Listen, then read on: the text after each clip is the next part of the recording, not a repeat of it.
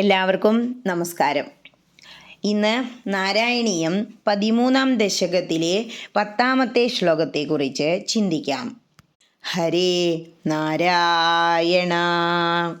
മുനീന്ദ്രൈരിത്യാദിസ്തവനമുഖരൈർമോദിതമനാ മഹീയസ്യാ മൂർത്യാ വിമലതരകീർത്യാ ച വിലസൻ സുധിഷ്ണ്യം സംപ്രാപ്ത സുഖരസവിഹാരീ മധുരിപോ നിരുന്ധ്യാരോഗം മേ സകലമഭിവാതാലയപതേ. ഓം ശ്രീകൃഷ്ണാർപ്പണം. ശ്രീകൃഷ്ണായ നമോ നമഃ. സർവത്ര ഗോവിന്ദനാമസങ്കീർത്തനം. ഗോവിന്ദ ഹരി ഗോവിന്ദ. ഈ ശ്ലോകത്തോടെ 13-ാം ദശകം സമാപിച്ചു. ഈ ശ്ലോകത്തിൽ എന്താ പറയണേ? മുനീന്ദ്രൈ, മുനീന്ദ്രന്മാരുടെ, ഇത്യാദി, ഇങ്ങനെയെല്ലാമുള്ള. കഴിഞ്ഞ ശ്ലോകത്തിൽ പറഞ്ഞില്ലേ, അവരെല്ലാം ഭഗവാനെ കീർത്തിച്ചു, സ്തുതിച്ചു എന്ന്. സ്തവനമുഖരൈർമോദിതമന, സ്തുതിവചനങ്ങൾ കേട്ട് സന്തുഷ്ടമാനസനായ ഭഗവാൻ. മഹീയസ്യാമൂർത്തിയ, വളരെ വലിയ ശരീരത്തോടും, വിമലതര കീർത്തിയ, വിശുദ്ധമായ കീർത്തിയോടും കൂടി, ച വിലസൻ, വിളങ്ങിക്കൊണ്ടിരിക്കുന്നവനുമായി, സുധിഷ്ണ്യം സംപ്രാപ്ത, സ്വന്തം വാസസ്ഥാനമായ വൈകുണ്ഠത്തെ പ്രാപിച്ചു.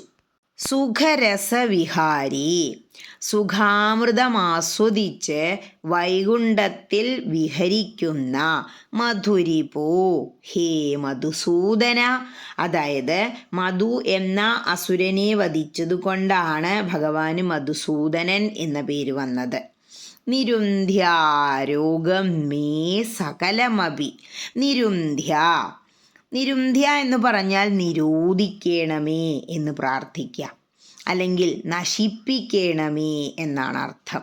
അതായത് ഇവിടെ ഭട്ടതിരിപ്പാട് പറയുന്നത്, എനിക്ക് വരാനിടയുള്ള സകല രോഗങ്ങളെയും തടുക്കണേ എന്നാണ്.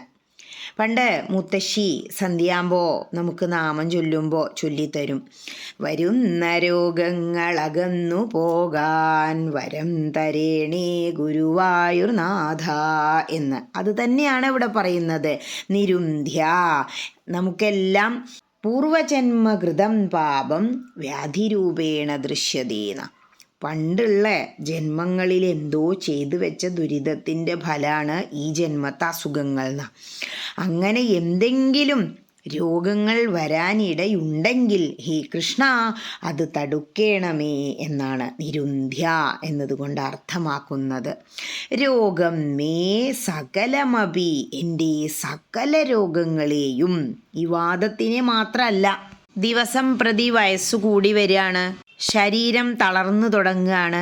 ശീര്യതേ ഇതി ശരീര, നശിക്കുന്ന സാധനം തന്നെയാണ് ശരീരം. അതുകൊണ്ട് ഈ ശരീരത്തിൽ ഇങ്ങനെ ഇരുന്നു കൊണ്ട് ഹേ ഗുരുവായൂരപ്പ, അങ്ങയെ സ്തുതിക്കാൻ എനിക്ക് കഴിയണമെങ്കിൽ വരാൻ പോകുന്ന ഇപ്പോഴുള്ള സകല രോഗങ്ങളെയും മാറ്റിത്തരേണമേ എന്ന് പ്രാർത്ഥിക്കുകയാണ്.